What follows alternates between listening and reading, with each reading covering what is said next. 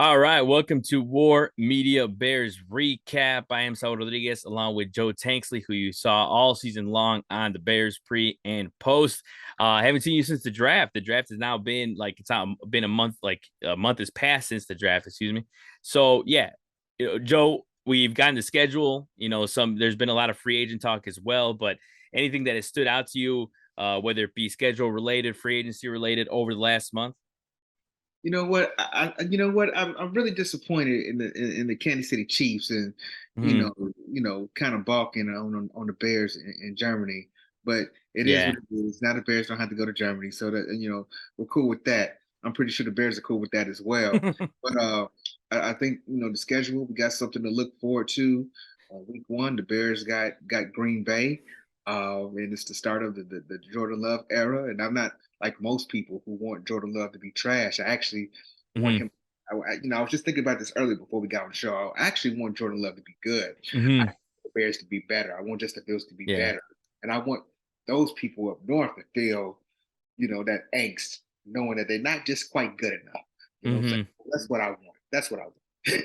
Hey, yeah, I'm on the same boat with you, man. Because honestly, you look at like the Lions getting better, and that's all cool and all, but there's not really I mean, as far as for me personally, I don't feel like I could ever dislike the Lions. At least right now, I don't like. Sure, I want to beat them every time I But play them, but to straight up dislike the them, Lions got a lot to dislike about. You know what I'm saying? but I still want. I just want that the Packers to be good, so then that we could beat the Packers because it's sweeter, right? When the team's Right. bad and you beat them, like whatever. But if the team's good and you beat them, that's a whole different story. So that's why I want the Packers to be good too. So I mean, hell, if the whole division's good, it's good for competition. It's good for the Bears.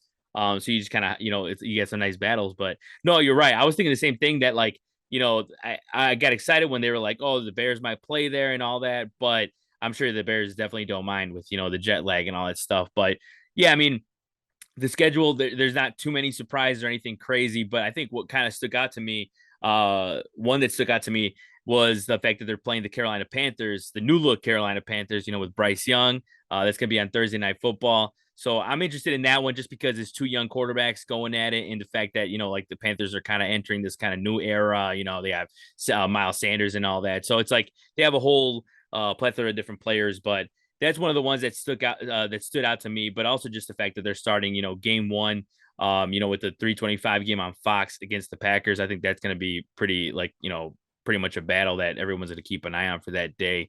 I know that's one of the, a lot of people don't talk about it enough that 325 game is, a lot of people watch that. I think even in some games are watched more at 325 than Sunday Night Football just because of the time and being Sunday, people work and stuff. So yeah, that's going to be a good one to watch there. I know they have another Thursday night game against the Commanders, October 5th. They face Justin Herbert Sunday Night Football at 7:20 on October 29th. That'll be a good one because another matchup of young quarterbacks there You with know, Herbert and Fields. You Go ahead. you mentioned those two Thursday night games, and I know Mhm. that the NFL has this new rule where they can Oh, the flex, flex. Yeah. yeah, with the Thursday night games, and so it'll be really interesting to see how this plays out if the Bears are actually competing hmm past 13, and if they get flexed into another Thursday night game, and I think that presents itself to be something interesting to come out in the season. hmm We got two Thursday night games that you mentioned, San Diego and the Carolina Panthers. But I wonder how teams are going to navigate this going forward. And how it just seems real interesting how the league is kind of like bowing down to Jeff Bezos and Amazon and trying to get this hmm money. But you know, I'm in one of those positions. Like I'm hoping, like the Bears, don't get flexed into a third Thursday night game because we've seen Thursday night football. It doesn't matter if the teams are trash or if they're great. It's hard to play on Sunday and coming back on short rest and short practice and to perform. Yeah. No, you're right. And actually, so the Chargers one, that's a Thursday night. Or sorry, Sunday night. The Panthers is a Thursday night. So yeah, Okay. Thursday night is Panthers and also Commanders. But you're right, man. And look, I agree with you. I think looking at the schedule off the bat, I'm like, you already know that week 5 Washington and Chicago games probably gonna get flexed out. Like I could just see it now. Like it's just even if the Bears might be good and that might give them a chance to like whatever. But obviously it's just being hopeful. But even then, it's just like I don't necessarily think a lot of people want to see the Commanders in general there. But yeah, that might be it. But yeah, I think the other because they have one Sunday night game scheduled right now, just with the Chargers. But I think they're probably gonna end up getting a second one, which either be like probably the Green Bay one, which is the last game of the season. Because the other one that I know that they could flex it and stuff like that, but the TBD ones is the Cleveland one, week 15 and week Okay. 18. So yeah, we'll see. And of course, the Monday Night Football is Minnesota on the November 27th. But yeah, I mean, nothing too crazy, nothing to stand out. I think if they were going to play in in Germany against Kansas City, that one probably would have stood out a little more. But that, of course, that matchup is still going to be just as fascinating when they play September 24th against Patrick Mahomes in Kansas City. So that'll be another one good to What watch. But what week is that New Orleans game? Because I know people who want to go to uh, New Orleans to watch the Bears, and I just don't. It'd be so messed up if that game got flexed and people are making their plans to go back. yeah. No, I mean, think about it. That's a lot of games, right? You think about it now that they could do that, and like as a And fan, and you want, with the way, yeah, I feel like that probably wouldn't happen because with the way uh-huh, the Bears fans travel, yeah, people know that the Bears fans travel well. That's uh-huh, one of the reasons Kansas City didn't want to miss that money because they knew the Bears fans were coming with our good mm. union jobs Yeah. to spend the money. Yeah. So I wonder if those are the kinds of things that get put into consideration when doing these things. I will say the flex, and don't get me wrong, I'm not, or like I know that for a lot of people this may not be enough time anyways, and it'll still piss you off. But I think it's a week. They give you. I think they Okay, said that it has to be a week, at the least that you have to, or sorry, that you have to tell the league if you're gonna flex or if there's gonna be some kind of flex. So at least it gives people time to be like, hey, okay, we're not going or whatever it's gonna happen, right, with that game. But even then, I think you'll still be ticked off that they're flexing the game, one way or another. right, But yeah, like I didn't even think about that. You're right. As a fan, I do like the flex because you're gonna get better matchups on prime time. But from a fan, but like from another perspective of like actually going to those games, that would probably piss me off if I go like if right. I already have my flight scheduled and it's like, damn, well, okay, I guess I'm not. Yeah. These So tickets yeah, ain't cheap. They not cheap. Exactly that too. Especially it's not only just the game tickets, but the flight tickets. Yeah, I can only imagine. So, yeah, hopefully that doesn't hopefully that works out for the people that are going to the New Orleans big game. But today's episode, we got a great interview with Glynn Morgan, who we had on earlier in the off season to talk NFL draft, and now that we're past that now, and we want to get his take on just some of the things that happened, besides the Bears. But he talked a lot about his opinion on the picks that the Bears got, and of course the trade with Philadelphia. I got to ask him a little bit about how the Colts actually drafted a quarterback, even though he Glynn thought maybe they weren't going to do it. But we had always a great conversation with Glynn, and definitely hope you guys enjoy it. So without further ado, NBC Sports Chicago's draft analyst Glynn Morgan. Here we go. All right, welcome to the interview portion of the Bears recap. We are joined by NBC Sports Chicago's very own draft analyst Glynn Morgan once again. How are we doing, Glynn? Doing all right, man. Can't complain. Of course, man. I'm right there with you. And we had you before the draft, and now we're like a month removed now, basically from the draft. Kind of what are your initial thoughts on the whole thing? I know it was a whirlwind, especially with the Bears trading and all that, and then all the Sure. other trades going on, which we'll get to. But yeah, what were your overall thoughts on the draft? Overall thoughts, narcissistically speaking, I was glad I was way more right than I was wrong. We did a final mock draft on NBC, and three of my picks were the first three of the picks I had with the first three picks the Bears took.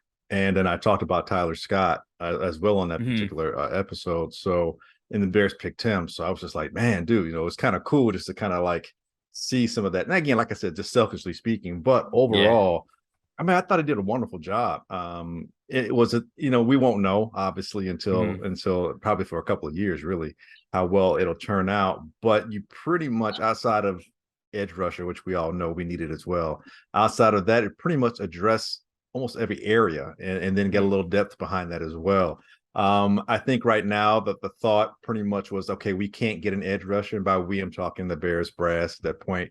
We're not in position to get that special edge rusher that we'd like. So let's work on getting the interior of that defensive line in place so we can kind of collapse a pocket and then, work from the inside out. So I think that's where we kind of saw with, Javon Dexter and Zach Pickens being taken.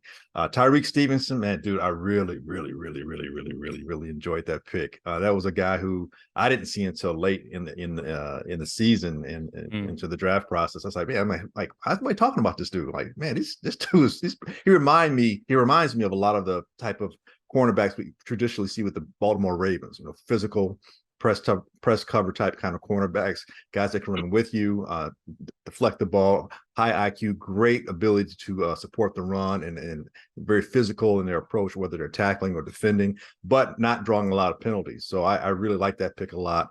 Darnell Wright, I mean, that was kind of the jewel of the draft for us, so to speak. And watching him, and I'm a little biased because I went to Tennessee, so I'm a little biased there, but watching him play, and you see some of the plays and you realize, like, man, this is a right tackle. And traditionally your right tackles are usually your least athletic tackle of the set. Left tackles are usually the more athletic ones. Darnell Wright, who played a little left tackle at Tennessee, but flourished as a right tackle, athletically just has the ability to move and maneuver, and it's going to be so key for this offense going forward. There are times when you see him pulling from the right side. You don't normally see that. Usually your guards pull. Occasionally you get your left tackle that pull. A right tackle to pull all the way across the other side. Generally, when we talk about weapons, we're talking about skill position players, receivers, running backs, quarterbacks. And although he's not a skill position player, you can weaponize Darnell Wright. I like the ability to be able to have him pull, get out and screen plays. This guy can get upfield. I mean, and with Justin, his ability with the zone read option type situations, and his ability that you can have a moving pocket and you can move it in either direction. And both tackles now that the Bears have are extremely athletic. So you can do a lot of misdirection, and teams aren't going to necessarily know which way you're going. So I really, really like Darnell Wright, and I think you're going to see the Bears, if, this is me thinking, that they're going to do what I tell them to do.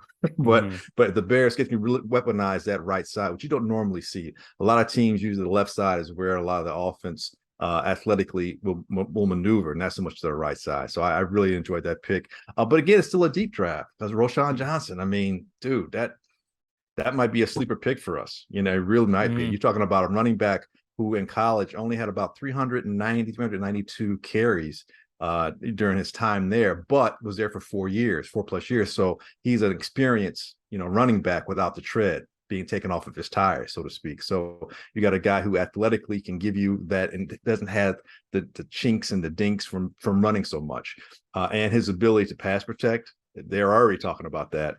He's also special teams, and he's a glue guy. He's a team guy. So he's a person who's like, literally, when he says, I'll do whatever you want me to do, you believe it, and he will do that. Kind of reminds me a little bit of Terrell Davis in a lot of ways, if guys can remember him with the Denver Broncos, where on special teams, he made his kind of his coming out, so to speak, on special teams, getting downfield and making those tackles. And then before you knew it, that guy ended up becoming the Terrell Davis that we know as a running back. And again, he wasn't a starter at Georgia. He was a guy who was like the third, fourth guy off the depth chart, so to speak. But when he gets to the pros, he became that player that we know him to eventually become. So I see a little bit of that in Roschon. I'm not saying they're the same type of player, but there are some similarities in terms of mindset and in terms of some of the physicality as well at that position. Noah Sewell, early on, when I was doing a lot of draft stuff, I had this guy like top 15, top 20. Then he kept dropping and dropping. He kind of fell out of the first round. He didn't have as good a year last year as he did the previous year. And I think you see some weaknesses in his game, a bit stiff at times, more of a straight line speed, not necessarily the lateral quickness that you would like at the linebacking position. But the guy is a physical presence. The guy will put you down. He will tackle. He will run through you. And I'm a big fan of bloodlines when it comes to the NFL. And his big brother's already playing for the Lions, and I would like nothing more than to see him run through his brother to get a tackle and put somebody up from the Lions on their butt. So I like Noah Sewell just as a depth pick, if nothing else, with the potential to maybe do something. Because again, people saw him. I'm one of those people that saw him early as a potential first round pick. And so for someone to slide back that far, things happen. Sure. Who knows what, but there could be something there. The Bears can tap into whatever that something is. And again, on a very astute pick. So this, and Terrell Smith, I mean, dude, nobody was talking about him. Had a really good career at Minnesota. And you got another cornerback, another big cornerback. You've got two big cornerbacks. Either one of these guys could start. Both of these guys are going to see action this year. I have no doubt about that. And they're both pretty similar in their ability to support the run, challenge receivers, able to go up for 50-50 balls and beat the other person coming down with the ball. We always hear that when they talk about receivers and how receivers can go up for 50-50 balls and come down with it. Well, sometimes 50-50 ball means the defensive guy's coming down with the ball too. And I see our guys being on that end of the 50-50. Travis Bell had no idea who he was, but from the film that I saw, that kind of energetic, the guy that says, you know what, I don't want to say the little engine that could. I don't want to be that cliche, but a person that really had to fight to get to where he is, and fight. And sometimes that fight was against himself, kind of having to work against your own self to be your better self. And I really like his story. And I think that person, Travis Bell being that individual, has a chance now, like, you know what, I'm going to stick. I'm not, I get a chance to eat, and I want to keep eating, and I want to eat better than what I ate before. And so just that alone is going to be something that's going to push him, which can push the other guys. Zach Pickens and Jermon Dexter, again, I alluded to them earlier. Both those guys, I think people weren't pumped for them per se. I think both those guys suffered from having changes in the head coaching positions and in the administration at both South Carolina for Pickens and Florida for Jermon Dexter. You look at Jermon Dexter, man, everything about him says, like, dude, you should be dominating. Like every time you step on the field, people are going to notice you. And I think what he was being asked to do, or just some of the, lack of clarity about what the defense was going to be. And keep in mind that defense, and I had the numbers earlier, and I apologize when I give it to you specifically, but that defense struggled. The entire defense struggled, so much so that the defensive coordinator was let go.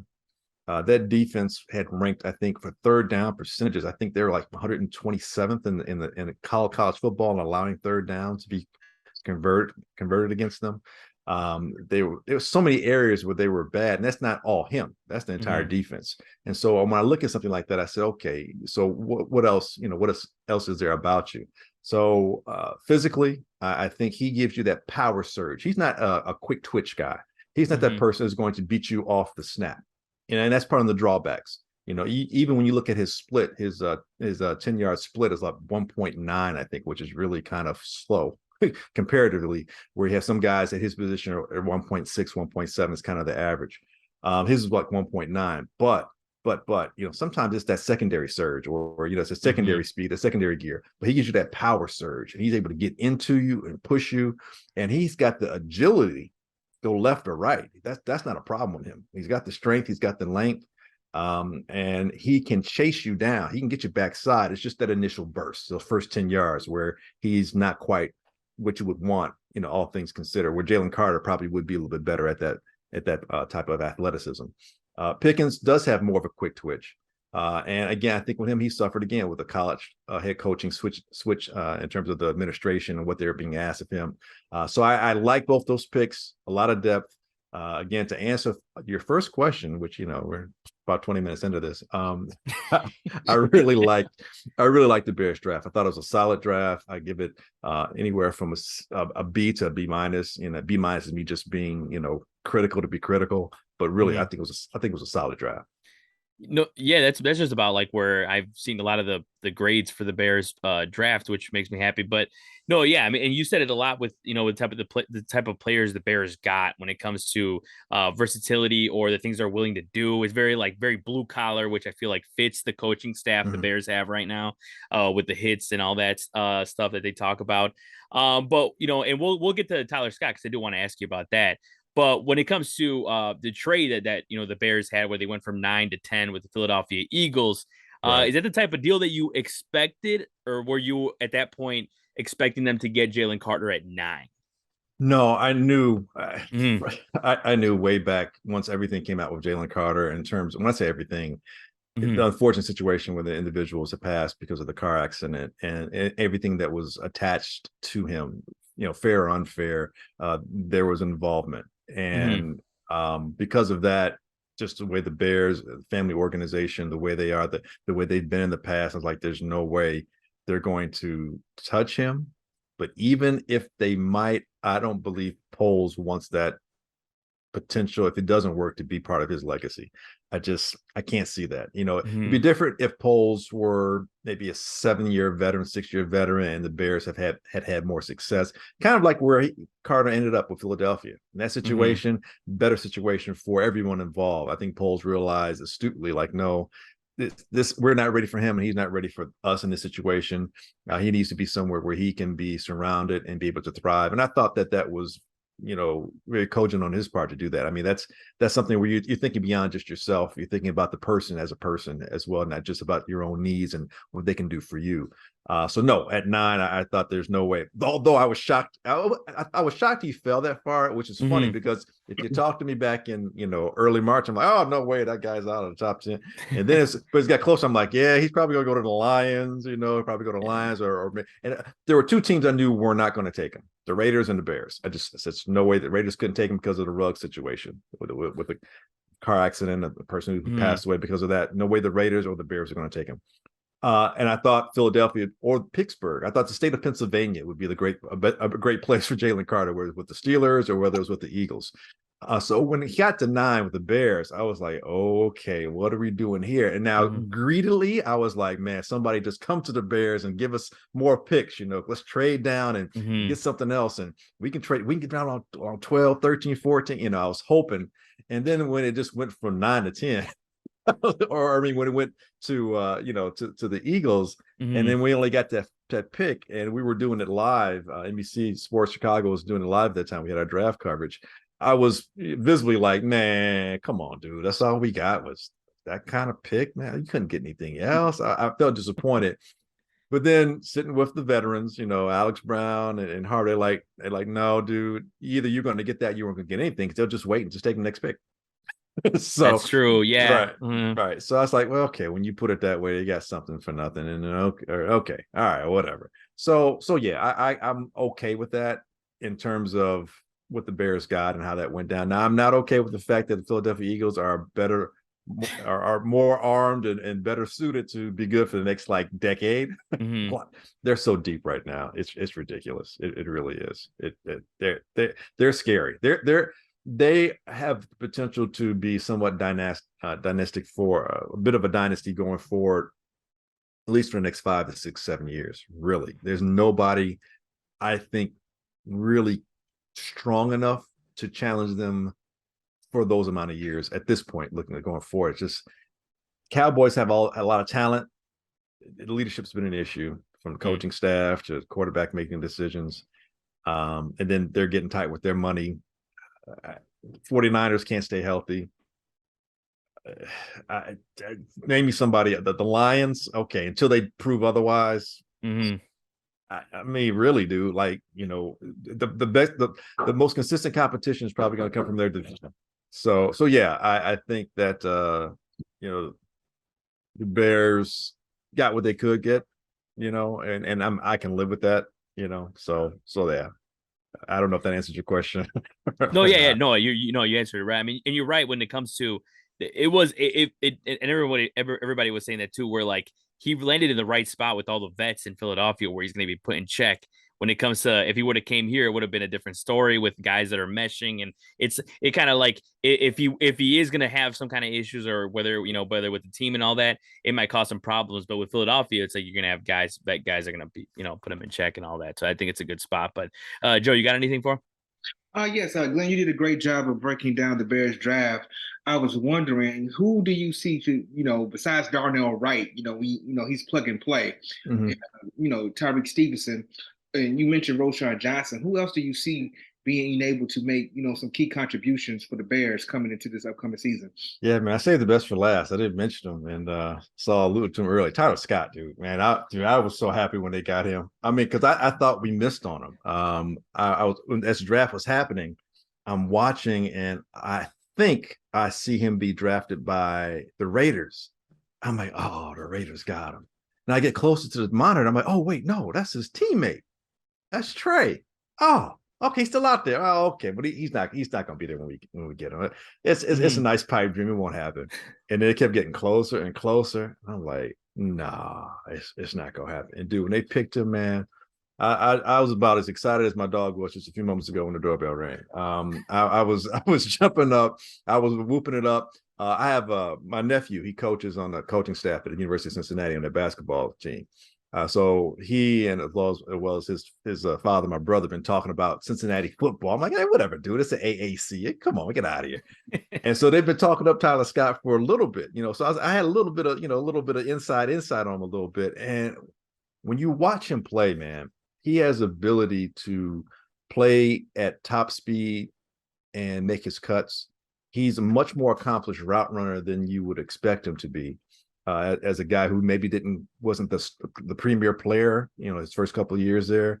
And then not only that, because of his size, obviously you're going to put him in the slot. He's not Steve Smith where he has the strength up top. So I don't see him as a border wide receiver on the outside.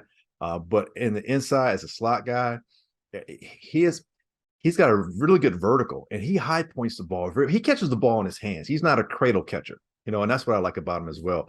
He reminds me a little of, and I'm not saying he's this dude. I'm not saying he's Tyreek Hill, but there are some aspects that are Cheetah-like with him in terms of how he gets in and out of his breaks. Cheetah didn't quite start doing that until maybe his second, third year in the pros. I see Tyler already at that level. I see him a little bit ahead of the game in terms of being a more complete receiver than Tyreek was coming out of college. But once he catches the ball, his ability to separate, he can do things organically in the field to get himself open. And that's something we just did not have at all last year. So I see him getting on the field, whether or not he's a starter, I see him getting on the field, at least beginning anywhere from 45 to 55% of the time. By the end of the year, I expect to see him on the field 60 to 65% of the time in these plays. And I can't remember who the cat was. He posted it on Twitter. It was like the Legion of Zoom instead of Legion of Doom, Legion of Zoom. And like how all these Bear wide receivers they're like no one's over 4.4. Like everybody's 4.4 or under. And it's like, dude, the speed on this team and the ability to do mesh routes with these guys, him, Bayless Jones, even DJ Moore. The beautiful thing about getting DJ is that it puts everybody in the best position for themselves to be the best receiver that they can be and be stars in their roles. So you've got Claypool, who doesn't have to be a number one now. You can be that number two guy, that other border wide receiver that we need. You can be that red zone threat. You can be that guy that's blocking downfield. You got to crack it back on blocks when we roll to your side. All these different things you can do with Claypool. And again, to go deep as well. DJ Moore, you're number one guy. You're the alpha dog. You're the primary target. We know that. Darnell Mooney, once he gets healthy, you're our most seasoned veteran outside of Mooney that's on the receiving core, and you're that guy that already has a rapport with our quarterback in Justin Field. And now you get Bayless and Tyler Scott, and you still have Equinemius, who's extremely fast as well too. And the different routes you can run with these guys: misdirection, jet sweeps, just wide receiver screens. I mean, man, it's just get the ball in their hands, let them go. And that's going to take so much more pressure off of Justin. That's going to allow the running game to flourish, and a running game that already, had over, I think, 3,000 yards last year as an NFL team. And now Justin won't run as much, but he doesn't have to, but he still can. But you can be that much more effective. So I'm looking for more big plays from this team, not just from Justin, but from this team. I'm looking for much bigger plays. And Tyler Scott is going to be one of those elements that's key to that. Yeah, and I know a lot of people say, with the speed that they got, that it's going to take away from Fields. This and no, but anything, it's going to add to it because he's going to have to run less, as you said. But that, as you said, that each of those runs are going to be more effective. He's going to be able to have more energy to do it late in the game, for example, right? Because some of those games, like whether it be Minnesota or at Detroit, he looked like he was gassed at the end. So it's good to have those guys to complement. But moving on to like the rest of the league in the draft, you actually mentioned you were talking about whether you didn't know whether the Colts would go for a quarterback at 6, and they did with Anthony Richardson. So I kind of wanted to get your thoughts on that pick and how'd you feel about that overall? Colts did it again, almost, it looks like, or at least they did it in terms of getting the quarterback that they probably really wanted. Anthony Richardson is such a conundrum, such an enigma in a lot of ways. but a good conundrum, Mhm. a good problem to have, so to speak, a good question marks in terms of, okay, we got these questions, but do you have the answer? And I think eventually you'll see that. I've never been big on the quarterback who hasn't had a lot of experience coming out of college. I'm kind of with the Parcells school of mine, where 30 starts. You can kind of tell the quarterback after 30 starts. Trubisky, when he's with the Bears, only had 13. Was a problem. Mhm. But there were other problems with Trubisky, and Richardson. There's a lot he still needs to learn to do. But, and it's not just the athleticism, which really is off the charts. It's his approach. It's his mindset. When you listen to him, and when you understand that there are certain things that he wants to accomplish, but you see how people are act around him, how he can kind of galvanize a team. I never quite saw that with Trubisky in that way. I thought everyone liked Trubisky. I thought he was a nice guy, but Richardson is like, no, I can carry this team. I can do these things. I just need to know how to do it better. And now I want to be better. And when you watch him throw the ball, man, he flick of the wrist, dude.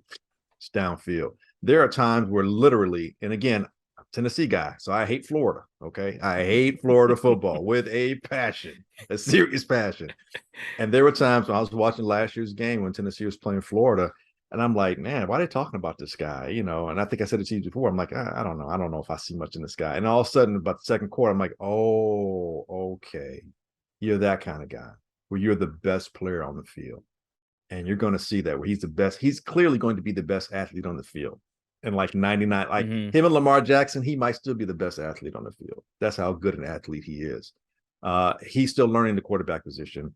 It takes quarterbacks a while. I don't care who you are. It took Brady a while, took Peyton Manning a while. You name the best quarterbacks in the history of the game. It takes him a while to learn how to play quarterback. So that being said, his learning curve is a bit steep, but look what he just fell into. Offensive line is solid.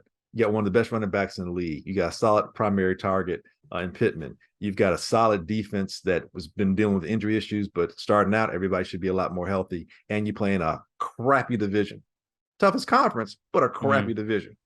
So you've got things in place, and you have a head coach now who has an ability to develop that type of athleticism at that position. So yeah, man, I think going forward, that guy, he's going to be a problem. It's going to be a problem for the AFC, but he's going to be a problem for a bit. I really do. Now I think you'll see his trajectory somewhat like Lamar's in scope, but I think he'll be better. He'll be good differently. I'll put it that way. I won't say better, but he'll be good differently. Glenn, I was wondering what was the biggest surprise in the draft for you? Man, great question. Every year people fall and drop, so that happens. Guys like Miles Murphy, I didn't think he would fall that far. So he fell a little bit. I'd probably say the biggest surprise was Jack Campbell.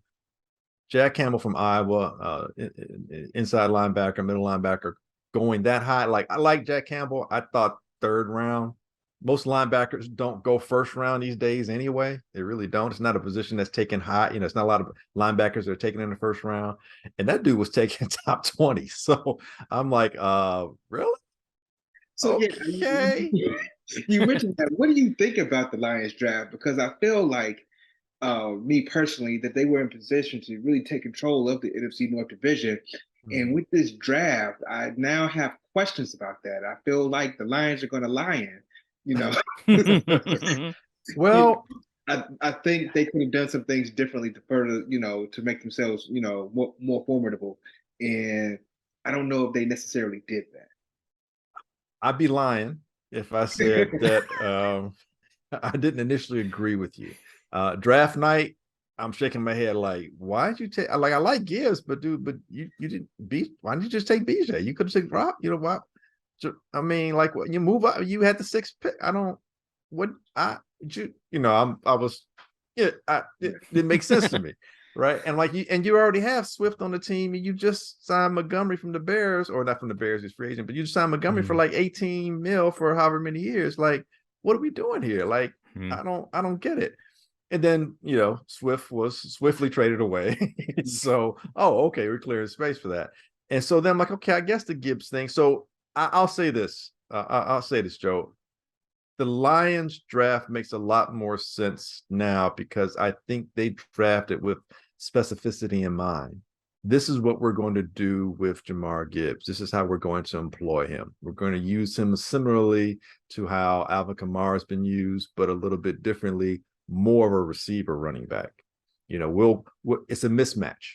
We're going to use him as a chess piece, and we're going to see what the defense is doing when we move Jamar. You're going to see Gibbs move a whole bunch, and it's going to let the quarterback know exactly, because you got a veteran quarterback, and let them know exactly what the defense is doing and where the mismatches are, because you've got a lot of speed on that team too.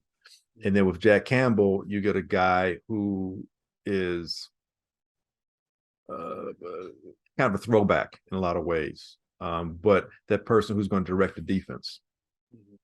You know, and he's that person that gives you that stability and that second unit, which they have not had in quite some time. It's been a big weakness for the Lions defense. And then you get Brian Branch, who I thought was a great pick. You have a very versatile defensive back, a guy who could be a nickel back, guy who could play a little corner in a pinch, guy who definitely can play at the safety position, but who's going to be in and around the ball. Again, another leverage piece defensively in terms of trying to mismatch and, you know, in the favor of the defense, trying to find where you can leverage your defensive pressure. Branch is going to allow you to do that. And then you get Sam Laporta. Well, you gave up TJ Hawkinson, so you just drafted him again. You know, so you cover that. And then Hendon Hooker, I know, again, my Tennessee bias, but I thought Hendon Hooker might go to the Vikings. I thought the Vikings were going to probably snatch him up. But to get Hendon Hooker, he can heal up, he'll learn. I know he's like 35 years old already, but Hendon Hooker is a very astute. I know he's tired of those jokes, but Hendon Hooker is a very astute a football player. He's an intelligent player, a player who plays well within a system that's designed around being able to get the ball out your hands quickly and let the players who are the athletes do what they do, and you just be a facilitator.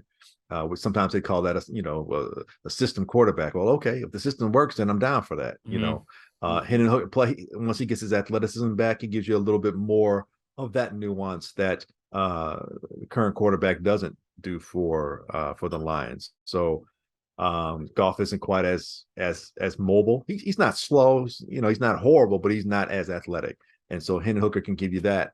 So I thought that it was a very good draft for them in totality, but with specificity in mind, you know, and I think that's how I'll go with the Lions. I think if anybody in the division had a draft where I'm looking side-eyed, I thought the Vikings. I didn't quite get some of their draft picks. Jordan Addison's a great pick, but, you know, he really needs to hit well.